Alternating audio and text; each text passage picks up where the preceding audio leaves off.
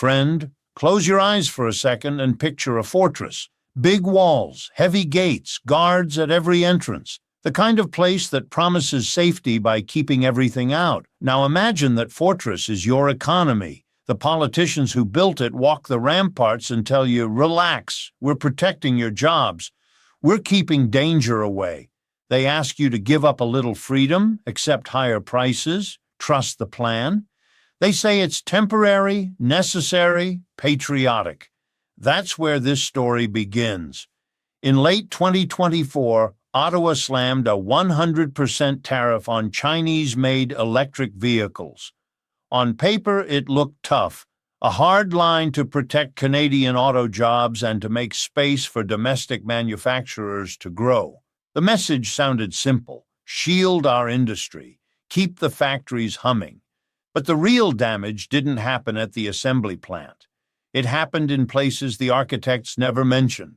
On farms, in small towns, and in middle-class driveways. Trade policy is never clean. It's not a one-button fix. An economy is not a sealed room you can wall off and leave untouched. It's a living system where every policy move sends shocks through supply chains, prices, and livelihoods. When Ottawa pulled the tariff lever, they assumed the pain would be contained, that China would grumble and move on. But Beijing doesn't respond to posturing at press conferences. It studies the map. It looks for the true vulnerabilities. For Canada, one glaring weak point was canola, the prairie lifeblood that funds local economies and fills elevator bins across Saskatchewan and Alberta. China answered Ottawa's EV tariff with a targeted knife, not a broad hammer. It launched an anti-dumping probe into Canadian canola and slapped steep duties on imports. Overnight, a major market vanished. For farmers who plan seasons on contracts and financing, that was catastrophic. Prices tanked. Loans became harder to service. Local towns that depend on harvest seasons saw businesses wobble. The architects of the tariff never meant for this to happen. Or at least they didn't say they did.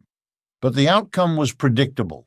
Cheaper political theater up front, economic pain on the ground. We need to be honest about how this pain was distributed. The people who drew up the tariff were not the ones watching their balance sheets empty. Politicians kept their paychecks and their travel schedules. Large auto firms could reroute sales or wait out the churn. But the farmers, the truckers, the small-town grocers, they were exposed with no safety net. This is the cruel arithmetic of protectionism. Risk is spread across the weak, and the flexible get to adjust.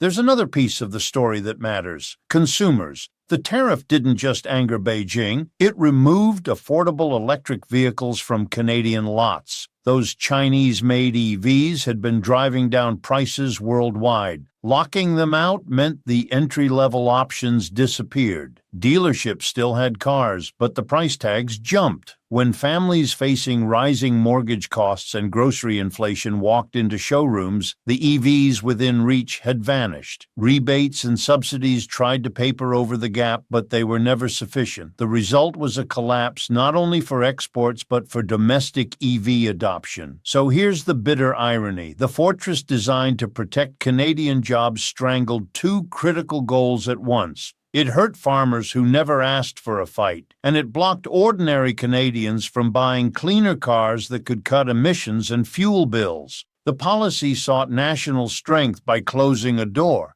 and ended up trapping people inside stagnation. That illusion of safety is a dangerous thing. For months, Ottawa defended the tariff as a shield, even as the damage showed up in bank calls, auction listings, and silent dealership lots. People who had been told to trust the plan started to notice the cracks. The silence in the fortress grew louder than the speeches from the ramparts. And when you build a policy that treats an entire economy like a sealed chamber, you pay the price when the wall fails. Before we move on, ask yourself, whose freedom was traded for this safety? Which communities bore the costs? These are not abstract queries. They are about land, livelihoods, and dignity. The fortress that promised safety turned out to be a cage, and the story of how it came down is messy, political, and deeply human. Retaliation, real pain, and the prairie shock.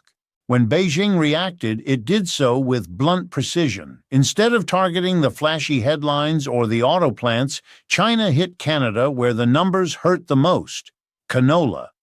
The export duties and investigatory measures didn't just reduce sales, they struck at the heart of Western rural economies.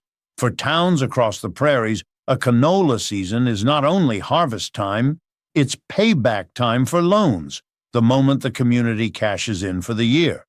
Pull that away and the consequences ripple through every business that depends on the crop. Imagine owning a farm where a single season's price swing can flip the balance between paying down a mortgage or facing foreclosure. Imagine local mechanics, seed sellers, truckers, and diners watching business shrink because export volumes collapsed. That's what happened, and it was entirely preventable if Ottawa had understood the barn-to-bank linkage in advance and factored it into a geopolitical calculus. But politics often blinds leaders. The EV tariff was sold as a defense of industry and identity. It had emotional resonance with voters who felt global competition was unfair. Yet economic consequences do not respect narratives. They land on the ground in cash flow statements and tax rolls. The real victims were not in the negotiation rooms. They were clearing their fields. The political fallout was immediate and electric. Provincial leaders in the prairies felt abandoned. One day, faced with farmers demanding answers, Saskatchewan's premier did something unprecedented for Canadian federalism. He flew straight to Beijing to plead his case. Skipping Ottawa, he went to the market of buyers, to the people who held his province's fate in their hands. That was an astonishing move.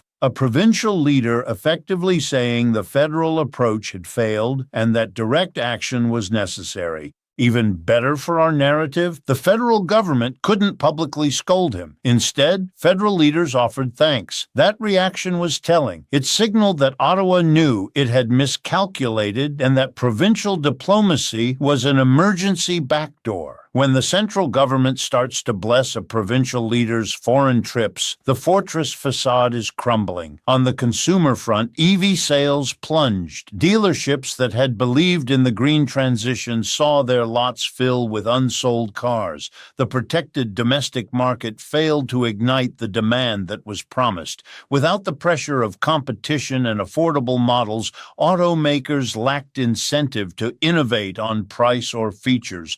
Consumers were left paying more for less choice. The climate goal, to accelerate adoption of clean vehicles, slipped further away. Let's not romanticize the debate. Some actors benefited in the short term. Certain domestic manufacturers and lobbyists were happy to see competition pushed back. But the market is not a zero-sum game in neat slices. Blocking imports doesn't create durable domestic strength. It can lull firms into complacency. And in the long run, without rivals to challenge them, domestic producers had little reason to cut costs or push efficiency. So Ottawa faced a political trilemma: stay the course and accept deeper economic pain, capitulate and drop the tariff with political consequences, or seek a negotiated escape that traded market access for something in return. The third path, a managed retreat, became the only realistic option. It meant admitting error without losing face. It meant using the tariff as leverage to pull in investments, local factories, or technology partnerships in exchange for easing the duties. That's ugly diplomacy, but it's also practical. What emerged from the wreckage was a political reorientation. Ottawa started to shift language from defensive to dynamic, to speak openly about adjustments and negotiating conditions. This signaled an uncomfortable truth. The government could not maintain a fortress policy in a world of interlocking economies and precise retaliation. And the people who mattered most, the farmers, the working families, the small business owners, did not get to vote on whether they wanted to be collateral damage in a trade posture. They were forced into survival mode while politicians argued about strategy.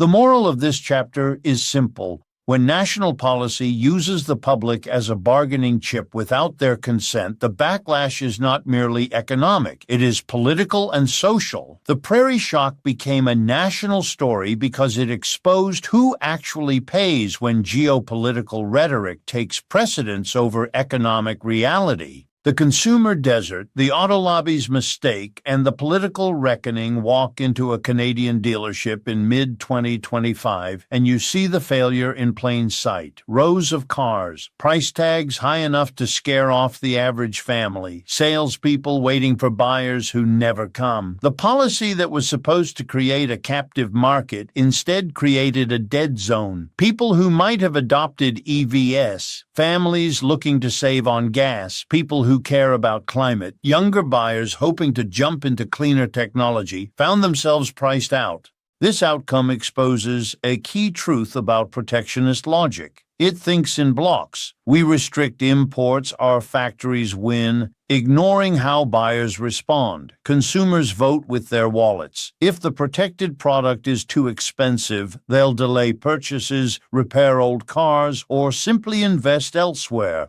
That is precisely what happened. EV adoption fell sharply, market momentum collapsed, and the climate agenda lost a critical ally: demand. Meanwhile, the auto industry, the very group that lobbied hardest for protection, found itself boxed in. Without competitive pressure, producers had little urgency to innovate on cost. They also faced a public whose patience was gone. Automakers had pushed the government to block cheaper imports, convincing themselves that market control would guarantee sales. They forgot that demand comes from affordability and choice. Protection can buy short-term shelter, but it rarely breeds long-term resilience. Politically, this was a disaster. The federal government's credibility took a hit. Voters who had been promised national strength saw their daily lives deteriorate. Farmers losing markets, families forced to postpone greener choices, towns losing commerce. The narrative shifted. The question was no longer, are we safe, but who is paying for this? That shift is lethal for politicians because it reframes protectionism as extraction from the many for the benefit of the few. This is why we began to see the political earthquakes escalate. Provincial leaders in affected regions turned up the heat. Newspapers that had once cheered the tariff began to publish stories of bankruptcies and abandoned lots. Civic groups, environmental organizations, and even parts of the business community that usually sided with protection began to voice skepticism. The policy created too many losers, and those losers found their voice. The federal government couldn't simply ignore the chorus. The path to survival became one of damage control and managed compromise. Ottawa sought to pivot without admitting defeat outright. It floated the idea of partnerships. Chinese investment in Canadian manufacturing, technology transfer deals, and phased tariff reductions tied to concrete commitments. These are the tools of salvage diplomacy. They let a government preserve some political theater while restoring economic lifelines, but such deals come with strings. Inviting foreign investment into strategic sectors means careful negotiation over jobs, technology sharing, and environmental standards. Critics warn about ceding too much control or becoming dependent on foreign capital. Supporters argue that integrating production locally secures jobs and transfers know-how. Both sides have valid points, but the key is that the debate reopened the possibility of cooperation over isolation. Ultimately, the policy taught a broader lesson about middle powers. You can't simply copy the tactics of superpowers without paying for scale. The U.S. can wage trade battles with different buffers, a massive domestic market, deeper capital pools, and a more diversified industrial base. Canada lacks those cushions. When Ottawa tried to imitate the U.S. playbook, it hit a structural reality. Targeted retaliation from big trading partners can wreak disproportionate havoc on smaller, more specialized economies. By late 2025, the political calculus had changed. The fortress narrative lost its appeal. Citizens demanded practical solutions, relief for farmers, incentives for EV adoption that actually worked, and a strategy that connected policy to people's real needs. The question shifted from symbolism to problem solving. That's the political reckoning. Voters rejected the optics of posturing and demanded outcomes that kept communities intact. Lessons, solutions, and the way forward. So what does all of this teach us? The collapse of the tariff fortress is not just a story of policy failure, it's a masterclass in how not to make economic strategy in a globalized world, and it points to a better path forward, one that is practical, humane, and politically sustainable. First lesson: don't build walls and expect growth. Protectionism offers the illusion of control. It's tidy politically. Pick a foreign target, promise to defend workers, score easy headlines. But economies are woven of countless threads. Pull one at random and you'll pull on many others. Policymakers need to map those threads carefully before slamming gates shut. Second lesson: align policy with people, not just lobbyists. Too often, industrial policy is designed in the corridors where big firms have the most access. That bias produces solutions that shelter the powerful while exposing small producers and consumers. Real industrial strategy should start with working families and farmers, the people who feel the consequences first. Ask, who benefits? Who pays? Design with those answers in mind. Third lesson: middle powers have to be clever, not theatrical. Canada's place in the world demands negotiation, leverage, and creative deals. If you can't beat a superpower at scale, invite it to invest under terms that build local capacity.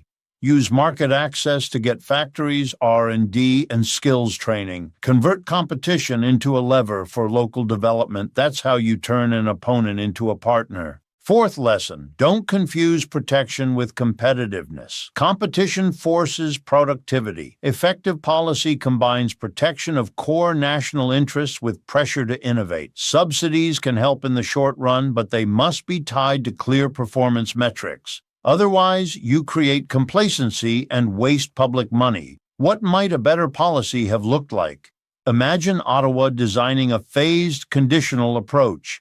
Temporary tariffs paired with aggressive investment incentives, mandatory local content rules for foreign partners, and a safety net for sectors at risk of retaliation. Imagine the government building demand for EVs through targeted rebates, financing options, and infrastructure build-out so that domestic producers see real market demand, not artificial scarcity. Imagine coordinated trade diplomacy where provincial voices are integrated into strategy so the costs are distributed fairly and solutions are fast. Politically, this crisis also taught a valuable democratic lesson. When ordinary people are the ones bearing policy costs, they will demand a seat at the table. That's what happened in the prairies and in the suburbs. Pressure led to provincial diplomacy, to federal shifts, and to an honest debate about national strategy. It reminded leaders that legitimacy comes from solving problems, not from theatrical posturing. There's also an environmental angle. Protecting domestic industry at the cost of delaying EV adoption is self-defeating for climate goals. The faster consumers can access affordable electric vehicles, the better for emissions and for long-term energy security. Policy should have aimed to lower prices and scale demand while building local manufacturing capacity simultaneously. Finally, there's a human story at the center of all this. Not lobbyists, not ministers, the trucker who saw loads vanish, the farmer whose equipment loan became a hammer, the young family that postponed a cleaner car because the price jumped. Policy is not an abstract chess game. It hits people's lives. The true measure of policy success is relief in their bank accounts, stability in their towns, and choices in their hands. So where do we go from here? The government is starting to pivot. Negotiations and managed retreats are underway. That's not defeat, it's politics. The better outcome is a negotiated path that restores markets for farmers, reintroduces affordable EVs, and uses foreign investment to build domestic capacity. It requires courage to change course and humility to admit mistakes. Both are rare in politics but essential. If you've followed this story and feel the sting of its consequences, here's what you can do. Talk to your representatives, join local coalitions pushing for practical relief, and demand transparency on any deals that involve foreign investment. Ask how workers will benefit, how supply chains will be secured, and how climate goals will be re-centered. Friend, the fortress is falling. The question now is whether Canada will rebuild smarter, not by raising higher walls, but by opening the right doors. The opportunity is to replace ignorance with strategy, posturing with partnership, and illusion with real protection for the people who feed the country and power its progress. If leaders choose wisely, the rubble left by a failed tariff can become the foundation for a more resilient, fair, and forward-looking economy. If they don't, the price will keep being paid by those least able to afford it. Now tell me, what mattered most to you in this whole story? Was it the farmers' loss, the stalled EV transition, or the idea that a middle power tried to act like an empire? Drop your thoughts in the comments. I'll pull the most insightful and bring them into the next piece where we sketch concrete policy fixes that could prevent another tariff fiasco.